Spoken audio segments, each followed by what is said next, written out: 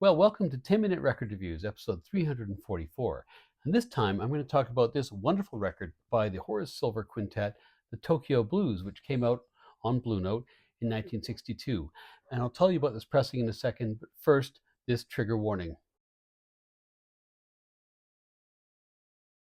So this week I was traveling on business and I went up to Prince Rupert, which is just south of the Alaska Panhandle's bottom tip.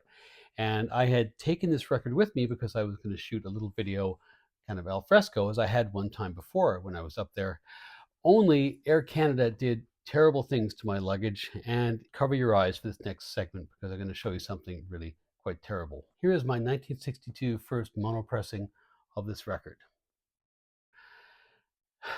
But moving on, this is, or was, the second last record made by what was probably Horace Silver's greatest quintet, the one that he had between 1959 and 1964, which had the great Blue Mitchell on trumpet, Junior Cook on tenor sax, Gene Taylor on bass, and usually, not always, Roy Brooks on drums. Roy Brooks was not always very well, and on this record, he's replaced by Joe Harris.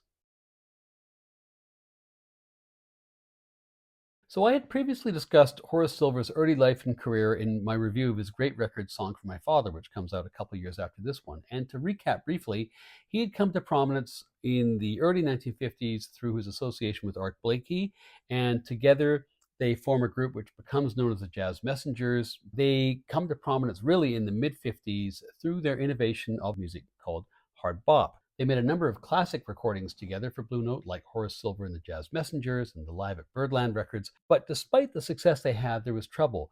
Blakey was a regular heroin user, and he would also involve his younger band members in heroin use. And Silver did not find this conducive to being in a group. And a couple of years after the Jazz Messengers really hit the big time, he decides to fold his tent and go and start up his own quintet, staying with Blue Note.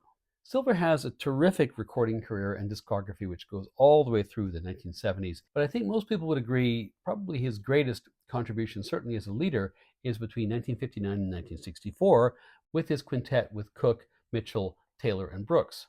Cook was from Pensacola, Florida, and he originally got attention by being part of Dizzy Gillespie's big band in around 1957-58. It's not quite clear how he and Silver come to meet, but Cook had previously appeared on a Blue Note recording, Kenny Burrell's Blue Lights, which is recorded in 1958, and it may well be that because Horace was such a Blue Note regular that Alfred Lyon had actually introduced the two of them. Whether or not that happened, that certainly did happen with Blue Mitchell. Lyon introduced him to Silver, and they became good friends, and eventually, when Silver decides to remake his quintet in 1959, in comes Blue Mitchell on trumpet. Anyway, that fantastic quintet goes on to make a whole bunch of excellent, really canonical hard bop records, real classics like Finger Poppin' and Blowin' the Blues Away, and really establish themselves as a leading group on the New York scene and as Blue Note recording artists. In the late 50s and early 60s, there was a lot of activity by the US State Department to counter what was seen as Soviet propaganda that there were rampant racial disparities in the United States and suppression of civil rights. I mean, imagine that. So, to counter this image, the State Department funded a whole bunch of diplomatic efforts to send good examples of American culture overseas. Not all of the musicians that went overseas were black. There were a lot of white musicians that went on these too, but many of them were people like Dizzy and Duke. And what these musicians returned home with from their tours overseas was a real realization of how well they were being treated as artists overseas, how rapturous their receptions were, how respectfully they were treated. And of course, these stories moved like wildfire through the jazz community in New York. Art Blakey, Silver's erstwhile bandmate, ends up going to Japan, not on the State Department dime, but just on his own dime in early 1961, and is amazed and blown away by the reception. So Silver resolves to take his quintet to Japan in the winter of 1961-62. The plan was to leave at the end of December 1961, and just before they did, Roy Brooks ends up, I don't know if he was hospitalized, but he was too unwell to go. Quick scramble, Horace drafts in Joe Harris. When they arrive, I think December 30th, or thereabouts, maybe the 29th, 1961, to an amazing reception. They've been joined to the tour by the singer Chris Connor and her trio. There have been lots of PR work done. When they get there, there are TV cameras at the airport. There are people giving them flowers. There are press conferences arranged. And this was repeated every different town they went to. And in Horace's words, we were treated like royalty, we were treated like superstars. Frank Sinatra couldn't have been treated any better. I thought I'd died and gone to heaven. On the tour, they were wined and dined. They met all kinds of movers and shakers in Japanese industry. They met all kinds of people in the Japanese jazz scene, which was really booming at that time, including a guy called Hideo Shiraki, who was a drummer, who would later go on to make a record composed entirely of Horace Silver compositions. Silver and Shiraki became good friends. Shiraki's dad ran a sake distillery, and they liberally supplied Silver's quintet with their product, which leads in one instance to the title of one of the tracks on here, Too Much Sake. And Horace also falls in love on this tour with a woman called Misako Idemitsu. She was the daughter of a wealthy Japanese industrialist and oil baron. I didn't know Japan had oil barons, but anyway, she and he see each other over the course of the tour, and then after the tour is over, later on, she comes over to New York to study. In fact, this is her sitting to Horace's right. You can see that cheekily he has his arm around her waist in the photograph. I'm not sure who this lady is, maybe one of her friends. But in any event, this photograph is not taken in Japan. It's actually taken in the spring of 1962 in Brooklyn at the Brooklyn Botanical Gardens. And here in other contemporary pictures from these gardens, you can see that same bridge from different angles.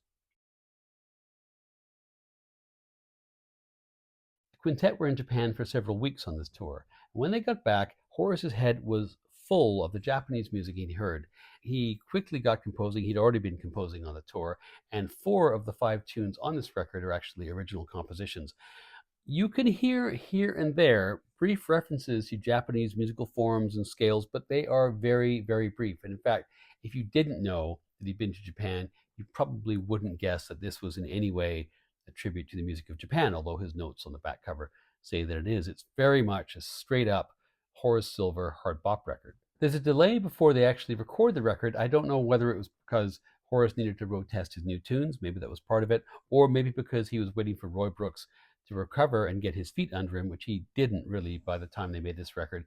So they go into the studio in July 13th, 1962. They spend a couple of days in Rudy Van Gelder's Englewood Cliffs studio. Joe Harris, who of course had been the guy who was on the tour in the first place, is on drums here as well. And needless to say, Blue Mitchell's on trumpet, Junior Cook is on sax, and Gene Taylor is on bass. Side one starts with Too Much Sake, which is a classic Van Gelder piece of engineering with Junior Cook and Blue Mitchell sounding really like they're just on the other side of the coffee table as you're listening. But for me, Horace's solo on this track is the real highlight. But the highlight of side one, and probably the whole record, arguably one of the great tracks in Horace's career, is Sayonara Blues. The head arrangement is actually kind of formally stated, but once that is over with, the track loosens up. Horace then gives us 10 solid minutes of really the leader's art, because even when he's not soloing, his comping, it almost feels like a disservice to call it that, is just setting the vibe and the tone and the mood and the tension of the track all the way through. It's one of my very favorite tracks from his whole groovy catalog. Side two starts off with the title track. The opening bars here are kind of the only real explicit nod to Brubeckian multicultural flourishes that you might have expected just from the title of the album and its history. But then we're right into a sweet Junior Cook solo and some really high quality hard bop. The track also has an ending that AC/DC would have been proud of. Cherry Blossom is the only cover. It's by Ronell Bright. This is a trio only, so Cook and Mitchell drop out, and it's this lovely, languorous ballad which really brings out Horace's buoyant personality. The final track on the record is Also, which for 1962 I think is the most contemporary sounding track on the record. It seems to me less blues based, more modal and experimental. Don't quote me, I'm sure other people have better informed takes on that. But for me, it's definitely music of the 1960s, where a lot of the other tracks on here could easily have fit in towards the end of the 1950s.